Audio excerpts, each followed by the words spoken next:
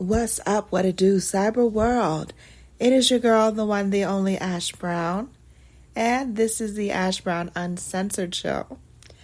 On this program, I talk a little bit about everything. It might be something pop culture related. It may be something Ash Brown related.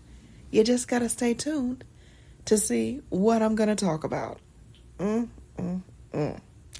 Okay, so today I want to talk about the case of the ex. What is up with these exes that fight so hard, y'all? They really forage and make a case for themselves. They fight so hard to get a little sliver of your time with the goal of punishing you. What is that? I will never have that understood. I have an ex that every couple of years he resurfaces and tries to get the conversation going. Tries to get it going, tries to keep it going. Long story short, things did not work out with us in the beginning, and I would say that he is probably the first and only guy I've ever truly had faith in. And when he completely broke my trust, I just didn't trust men the same after that. It was, once trust is broken, you will never get all of it back. Never. And unfortunately, he ruined it for the guys after him. So life went on, and things happen, and, people go on living and doing things that they could do. Well, I'm not gonna lie, I'm gonna be out front with it. I was so deep into my hurt and my pain, I wanted to inflict him with some pain. So I did something that definitely struck a nerve with him, but it wasn't nearly as satisfying as I thought that it would be. After I did this pretty terrible thing, I just didn't get any satisfaction out of it. So I was like, well, why did I even do that to begin with? Why did that even happen? So from that point on, I figured, well, you know what? He's not going to want to be connected to me. He's not going to want to have anything to do with me. And after a couple of years, he started reaching out again. Start reaching out here and there, here and there, here and there. And it's been like over 20 years, y'all. And this guy continuously reaches out.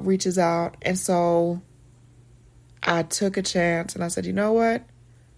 We were good friends. In my mind, anyways. My mom loved him. I'm gonna give it a go. Why not?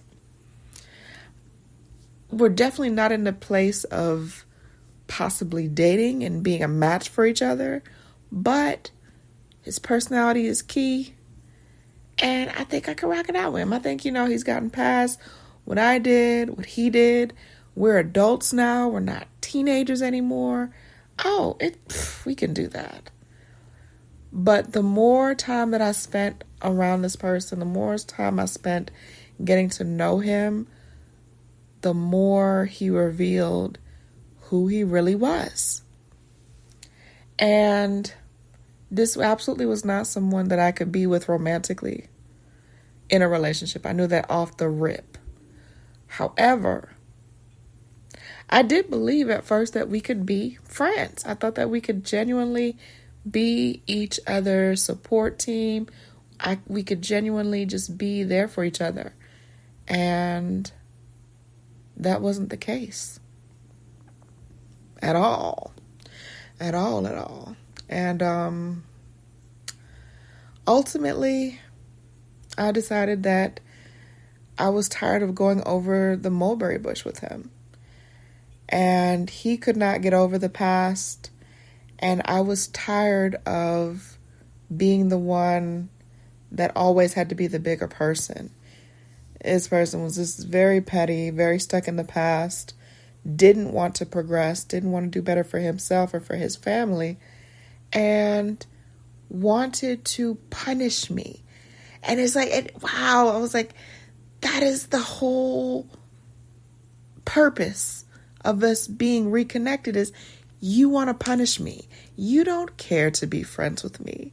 You don't care to give me constructive criticism. You don't care about me at all. You just want to get back. You want to get back to me. And it's just like, we're not 12. We're not 13. We're knocking on 40's door. And I have made it a point not to give things that are not going to better me any of my energy. I refuse. I absolutely refuse to give anything that doesn't better me, that doesn't help my journey. I refuse. And I made the conscious decision to finally close that door, because for the last 20 plus years, the door been kind of cracked. You know, you kind of left a little bit open because it's like, you don't know, and you feel a way about different things, and you got people in your ear telling you stuff. But I am in a place of consciousness that I don't care if you want to get back at me. I don't care if you don't like me. I don't care if you want to walk around and tell everybody who's black and blue in the face what I did. But you also got to share your side of the story too. So don't act all sideways like I'm the only one with my hands dirty. Don't act like that. Don't do it. But it just comes back to controlling your circle. You're in full control of who has access to you. You have full control. So take that control back. Release some people from your circle, because some people, they have not earned the right to be there. They haven't. So I would definitely say, just be aware of your circle. Be super duper trooper aware of your circle, and don't allow just every and or anybody access to you. All right? Let them figure out that they are out of range. Out of range, and won't ever be in range. So that's all I gotta say. People are weird, y'all. we are getting up in age, but some people, I've noticed, they can't let go of the past. They can't move past it. They cannot. And toxic people, I just leave that behind. I don't have time for it. I don't have the energy for it. I just let it go. I let it go. So that's my little 2 cents. I hope that you guys have a great, fantastic, I am so sorry. I hope that y'all have a great, fantastical week. That you get some good rest. You get some good energy for this week so you can conquer and take over. Your girl be on the road. I was in Memphis last weekend, and I'm headed down to the Carolinas a little bit. So we gonna see what we can do, and we gonna do. But I'll holler at y'all later. Deuces.